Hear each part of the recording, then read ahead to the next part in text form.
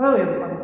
So welcome to the next chapter, and the next chapter that we are going to discuss is going to be hydrogen. Alright. So when we discuss about hydrogen, there are certain elementary things which we need to first understand. Okay. So when we speak about hydrogen, the first thing that we have to know is who was the person who discovered hydrogen, and the person was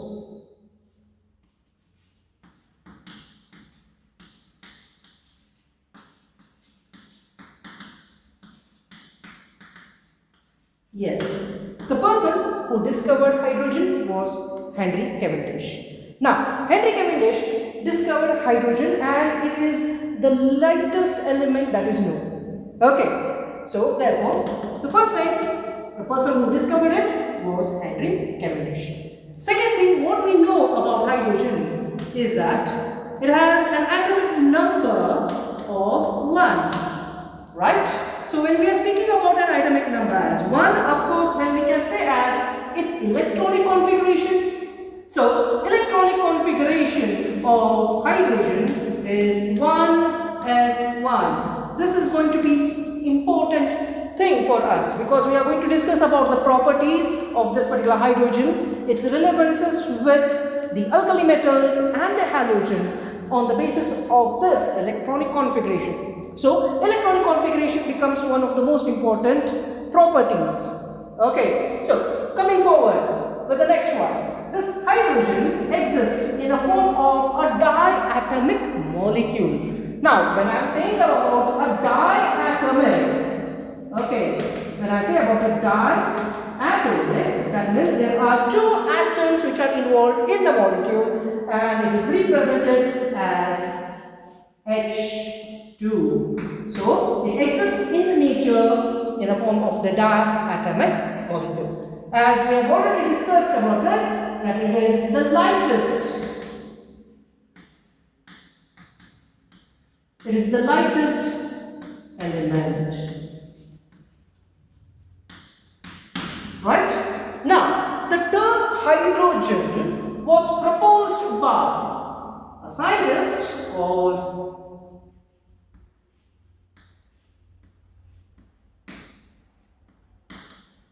Lavoisier. So, Lavoisier proposed the term hydrogen, wherein the hydro, the term hydro refers to water and gen refers to producer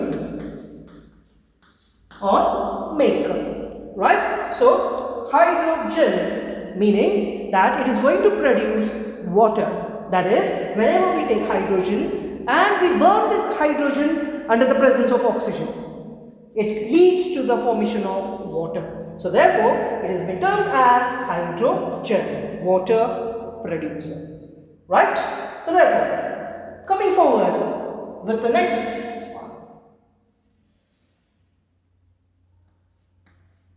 is that this hydrogen has series of isotopes and it has allotropes.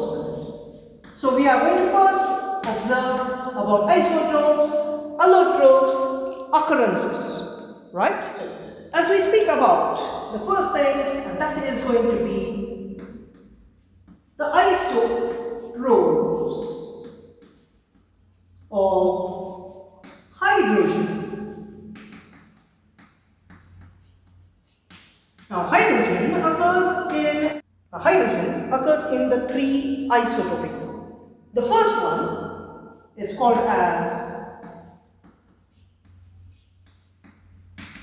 is known as protium, which we usually represent it as simple 1H1. Now, protium is the most abundant form of hydrogen. Usually, it is 99.85% abundant in the nature. Okay, so this protium over here has 1 proton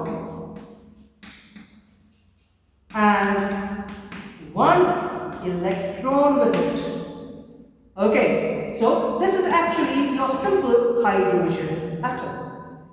While the next isotopic form is called as deuterium. It is less abundant in nature. Now this deuterium, on the other hand, has one extra thing, that is the neutron numbers. It is also known as the heavy hydrogen. Now, this heavy hydrogen has the different type of representation in it.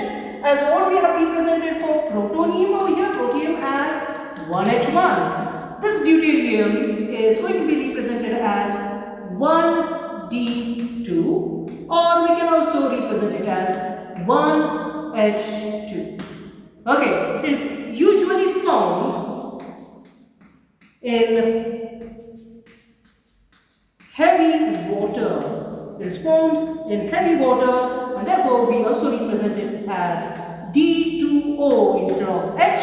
We have here D, and the D represents as deuterium. Correct?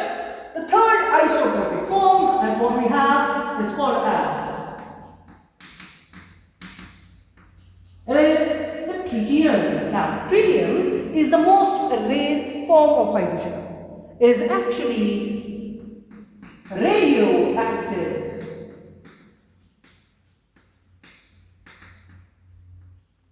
It is actually radioactive in its nature, and due to this, its nucleus is very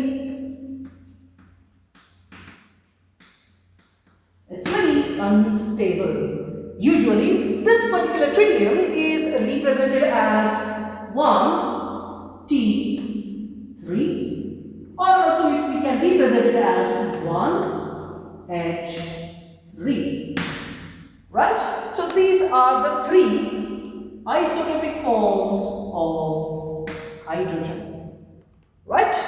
Now, as we speak about the next section, and that is going to be the allotropic forms, or the allotropes of hydrogen.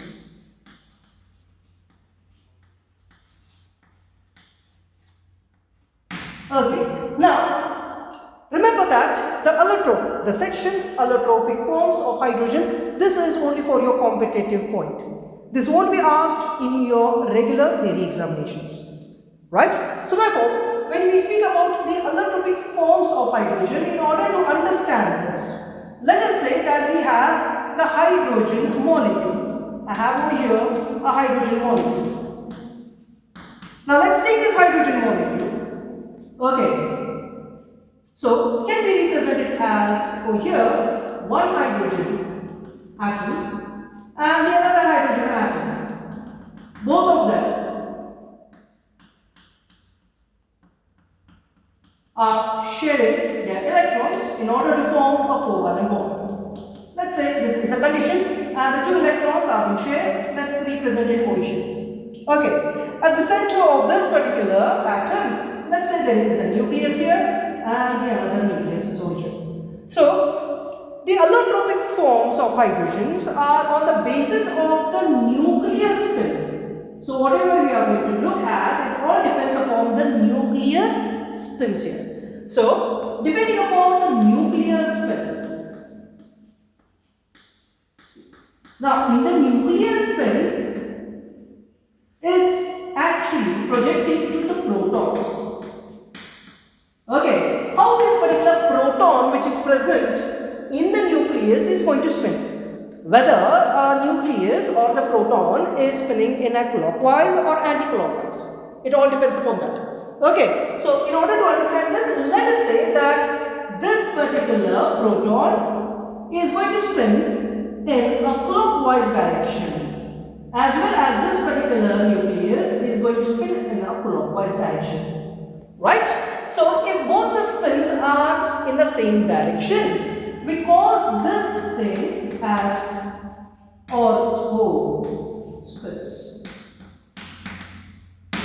or orthohydrogens, we can call them as. Okay. On the other hand, if we observe, let's consider this as one atom.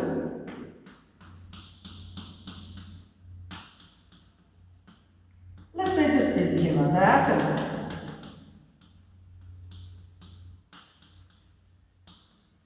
Okay, we have two atoms over here. Let's say these are our nucleus over here of this particular atom, and this is the nucleus of the second atom respectively. Alright, so we have the electrons at this point. Now, when we observe the nucleuses again, when we observe these nucleuses,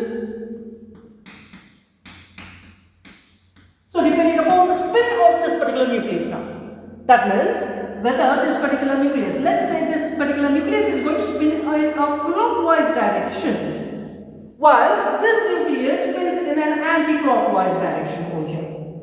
Right? So now what is happening? The spins of two hydrogen atoms in a molecule are different. They are opposite to each other. So in such conditions, we call it as a para spin. Okay, so therefore, so what we have is the complete nuclear spins. Okay, so the nuclear spin in ortho. When we check about the ortho, can I say, let's say this one is spinning in a clockwise direction, this one is also spinning in a clockwise direction. So clockwise plus half plus half, that means the total value of nuclear spin for this hydrogen molecule is 1. While when we consider a para spin, what will happen is, here the total nuclear spin, here the complete nuclear spin as what we have, this one will become equal to, so one is in a clockwise direction, let's say plus half, and the another one is in an anti-clockwise direction, so therefore minus half. So total nuclear spin for a para hydrogen is going to be as 0. Okay, so this was about the allotropic forms of hydrogen, and this is for your competitive exams. Coming towards the next section, and that is going to be the occurrence of hydrogen. Okay, so when we speak about the occurrence, in the universe, hydrogen makes up to 92% of the constituent. Okay, so 92% of the entire universe is made up of hydrogen, while 7% is made up of helium, and 1% is made up of the other elements.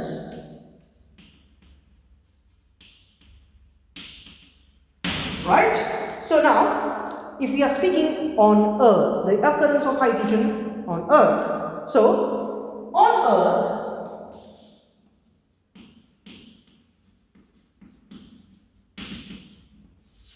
hydrogen constitutes almost up to 0.9% of total weight, wherein hydrogen is usually found in the form of coal, we can get it in the form of water, we get it in the form of petroleum,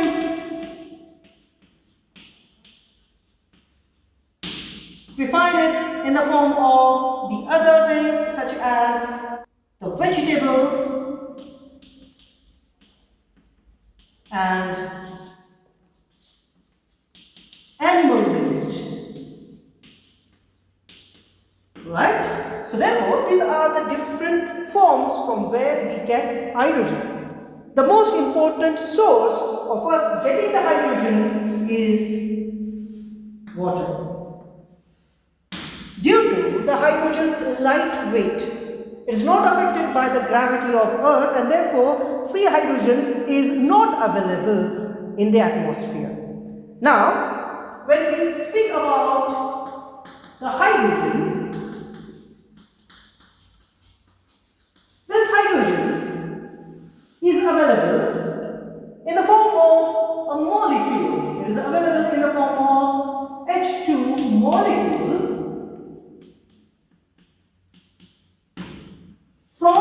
energy sources only at simple room temperatures.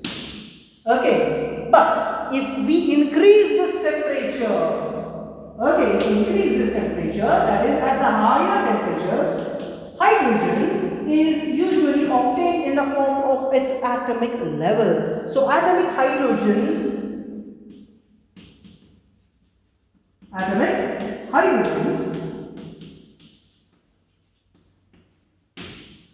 obtained at the higher temperatures. Alright, so occurrences of hydrogen. Hydrogen usually occurs in the form of hydrogen molecule at the room temperature. But as the temperature goes on increasing, what we have is the hydrogen molecule dissociates into atomic hydrogen, but this only occurs at the higher temperatures. Right? So, moving forward with the next subtopic. So, coming forward with the next subtopic, and that is going to be the anomalous position of hydrogen. So, as we know that hydrogen has an atomic number as 1. Therefore, the electronic configuration of this particular hydrogen is going to be as 1s1. Okay, due to this, what happens is hydrogen has its several properties which are similar to those of the alkali metals, as well as there are several properties which are similar to those of the halogens. Okay, now due to this, there is a conflict as how to place the hydrogen. Okay, what are the properties which are similar to that of the alkali metals, and what are the properties which are similar to that of the halogens? We need to take care of those now. Before going to that, we'll observe about the stability of this particular hydrogen. So when we speak about stability of hydrogen, what we know about the stability of hydrogen over here so far is that these hydrogen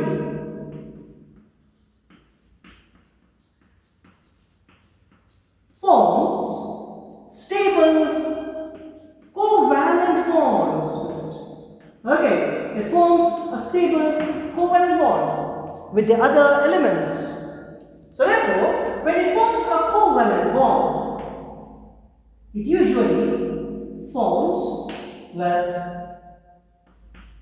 non-metallic elements.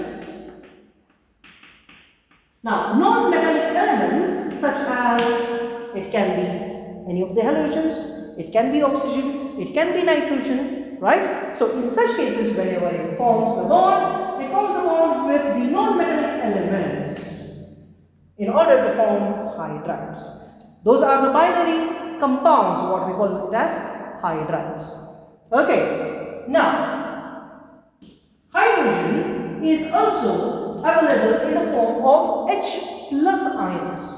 Okay, H plus ions are those particular ions which are formed when a hydrogen loses an electron. It loses an electron in order to form H plus. But these particular H plus ions are very, very reactive. These are reactive in the nature. Okay, it is very reactive in its nature and it distorts the electron cloud of the other elements. It polarizes the other elements which it comes in contact. For example, over here, if I am saying that it is a reactive, that means it is not freely available. Okay, this particular protonium ion is usually formed in its combined state. It's usually obtained in a combined state. That is, for example, let's say in an aqueous solution. Now, when I am saying about an aqueous solution, that means this particular solution is prepared in water. Okay, that is in aqueous solution of HCl or let's say H2SO4. What will happen is this HCl usually dissociates in the form of H plus Cl minus. Same thing occurs with this H2SO4, wherein it becomes as H plus HSO4 minus. Of course, this can again undergo dissociation in order to give us one more proton over here. But over here, we are getting H plus and H plus. These H pluses are not going to be in a free state. You cannot obtain them in a free state. Rather, it comes in a combined state. Where it combines is, it combines with the water of this particular solution. Okay, so therefore, usually H plus combines with the water in which the solution has been prepared in order to give us H3O plus. And this H3O plus is called as hydronium ion. It's called as hydronium ion in this case. So this was all about the stability of hydrogens. Okay, hydrogen atom is usually stable because it forms covalent bond with the non-metallic elements. What non-metallic elements we have, such as oxygen, nitrogen, we have chlorine, fluorine, bromine, etc. Right? With these, it reacts, it forms a bond, and that particular bond is nothing more than a covalent bond. And due to this covalent bond, the particular hydrogen is usually stable. Going forward with the next one, it also is formed in a form of H plus, but these H plus ions are highly reactive and therefore they are not going to be freely available. As it's not freely available, it combines itself. Okay, and usually it combines itself with water or some other particular reactive species. Whenever it combines with water, it gives us hydronium ion. Right? So, going forward with the starting with the next one, and that is going to be the resemblance of hydrogen with the alkali elements. Okay, so what are the properties of hydrogen that are similar to those of the alkali elements? Starting with the first one, very elementary, and that is going to be our electronic configuration.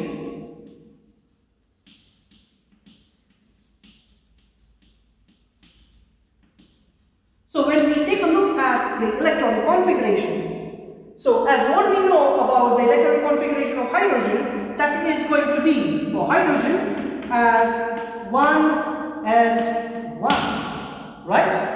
And when we take off any of these alkali elements, let it be from the lithium, sodium, potassium, any of these particular things, you will find out that for an alkali element,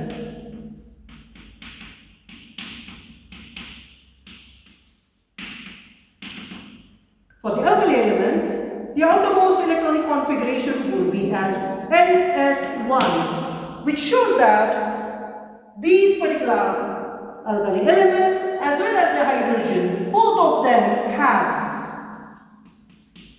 one electron in its outermost shell.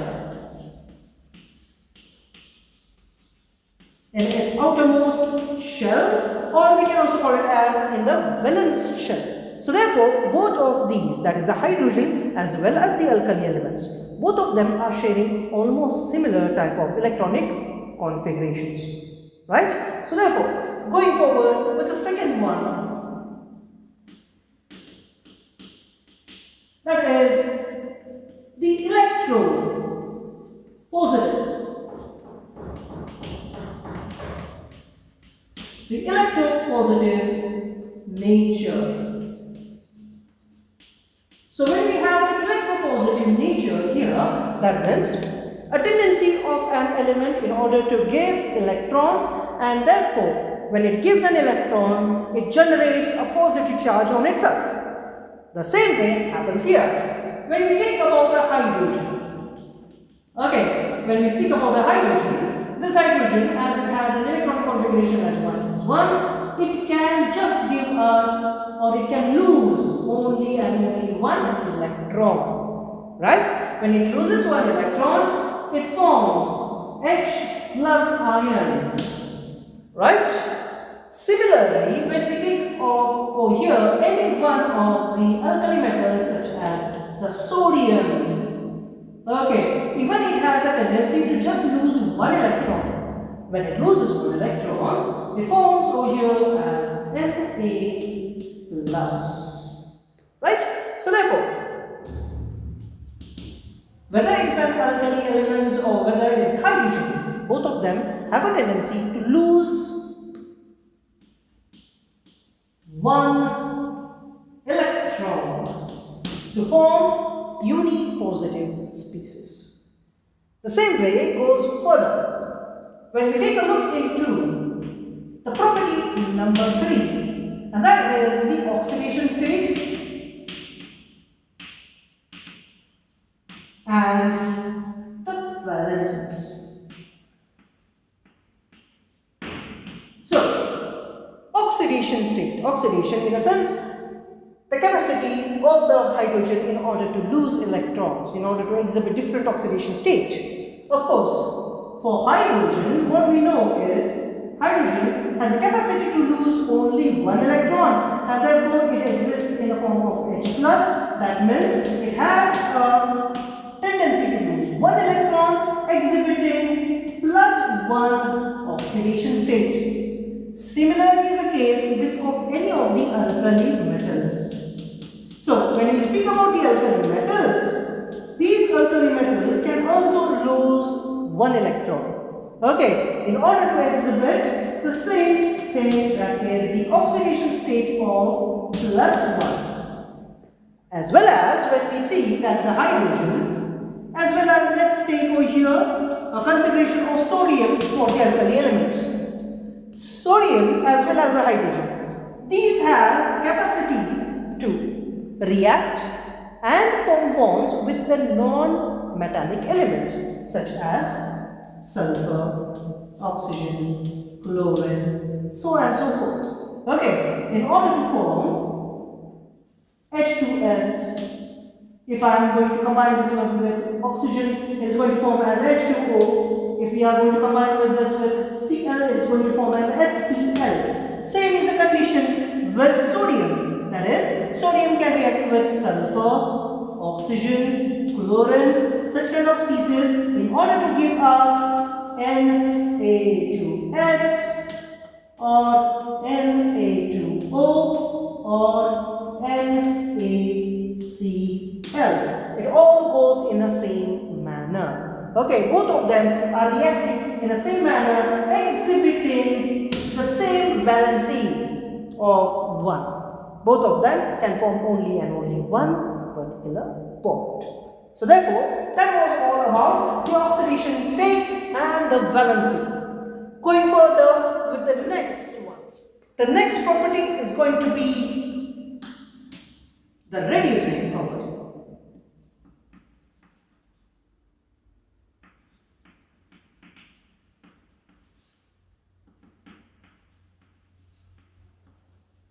That is, both of these, that is the hydrogen as well as the alkali elements, both of these are going to act as the reducing agent. What is meaning of a reducing agent? Here we are speaking about the reduction with respect to oxygen. Whenever there is an element which has an oxygen and this hydrogen or the alkali element which comes in contact, it takes away this oxygen from the compound. So therefore, this compound is losing that oxygen. This process of taking away the oxygen is called as reduction. So these particular elements or these particular atoms are acting as reducing agents. So therefore, whenever we have, let's say there is a copper oxide over here and hydrogen. So hydrogen molecule, when it reacts with copper oxide, it reduces copper oxide to copper and it forms H2O. Similar is the case when we take copper oxide and we try to react this one with sodium. So when this reaction occurs, you will find copper, that is from copper oxide, we are getting copper. This process is reduction, plus what will happen is we would get here Na2O. So both of these, that is the hydrogen as well as the sodium which belongs to the alkali metals, both of them are acting as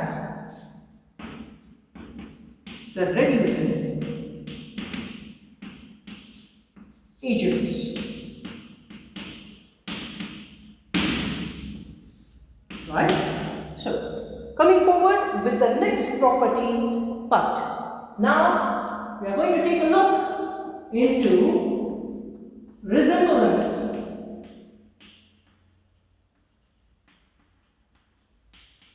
Of hydrogen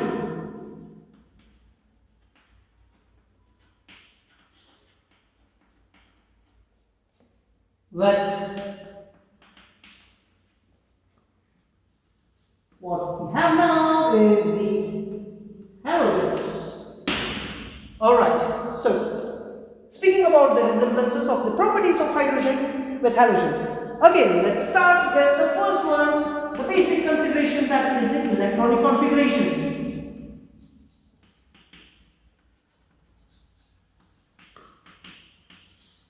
Now, when we speak about the electronic configuration, it is just not the same way as what we have spoken it for the alkali metals, right? Now, observe here that when we are speaking about the hydrogen, of course, the electronic configuration for hydrogen is 1s1. Okay, let us select one particular element from the halogens, and that particular element that I am going to select over here is going to be the fluorine. Okay, so fluorine as the atomic number is 9. What we are going to have is 1s2, 2s2, 2p5. Now you would say that there is no resemblance between these two. But observe this, if I am selecting one particular element, that is helium. Now helium has an electronic configuration as 1s2. The difference between this and this is of 1 electron. That is, hydrogen requires 1 electron in order to get into the electronic configuration of the next atom, and that is helium in this case. Similar is the case with fluorine. Fluorine requires 1 electron in order to come to the electronic configuration of the next noble gas, and that is going to be neon. Neon has 10 electrons in it. So therefore 1s2, 2s2, 2p6. So fluorine requires 1 electron in order to get into the electronic configuration of the next halogen, to the next, what is that? Noble gas.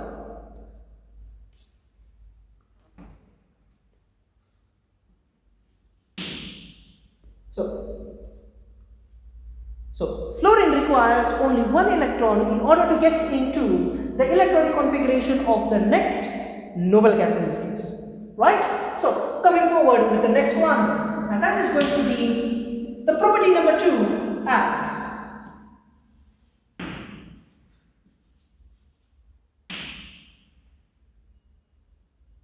electronegativity.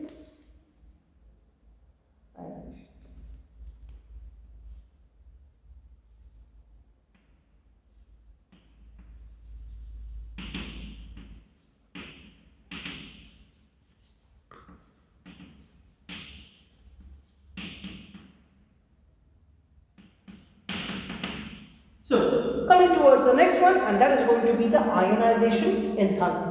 Ionization enthalpy refers to the removal of electron from the outermost orbit of an element in its gaseous state, right? This is what we have already studied previously. So therefore, here when we are speaking about the ionization enthalpy, first thing that we have to understand is the amount of energy required to remove 1 electron out of the hydrogen's last orbit. Okay, and that is going to be requires an energy of around 1312 kilojoules per mole in order to remove one electron from the outermost shell of the hydrogen atom. Similar is the case when we observe about the chlorine. So in the chlorine atom, what will happen is it requires around 1255 kilojoules per mole. So therefore, the energy consumption is almost nearby to each other, right? So this one also serves as a property of hydrogen which is similar to those of halogens in this particular case. Coming towards the next property, and that is the electronegativity. Alright, so when we are speaking about the electronegativity, over here both the hydrogen as well as the halogens have a tendency to accept one electron. Okay, so they have a tendency, hydrogens as well as the halogens have a tendency to accept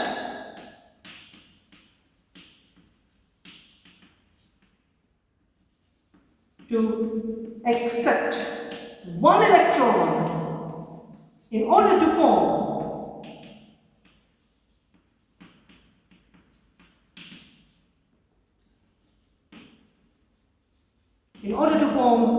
the mono-negative ions.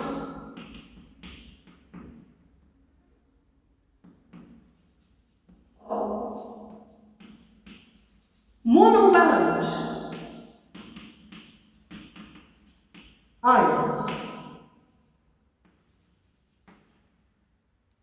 For example, hydrogen accepts one electron in order to form H minus. Similar is the case with the fluorine. Fluorine accepts one electron in order to get F minus. Such is a simpler case when we look at the chlorine. Chlorine can also accept one electron in order to form chloride ion. So here is a fluoride ion. Bromine, it also can accept one electron in order to form a bromide ion. Right? So hydrogen as well as a halogen have the tendency to accept one electron in order to form mono-negative ions, or also called as the monovalent ions. Okay, so going further with the next one, and that is going to be oxidation state.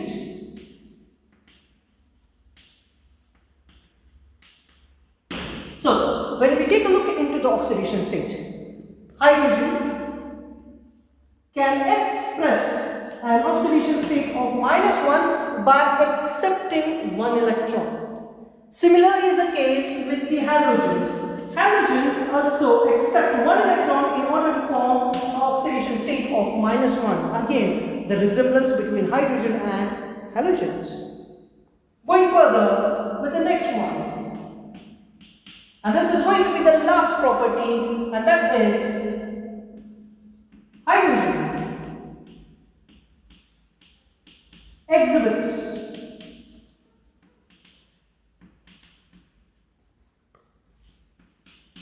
non-metallic characters.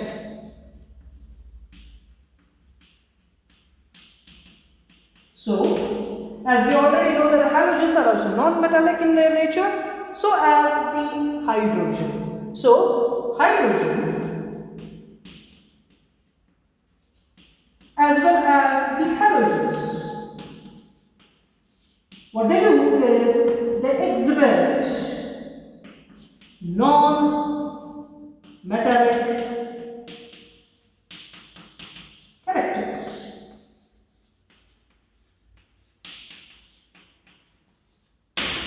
Right?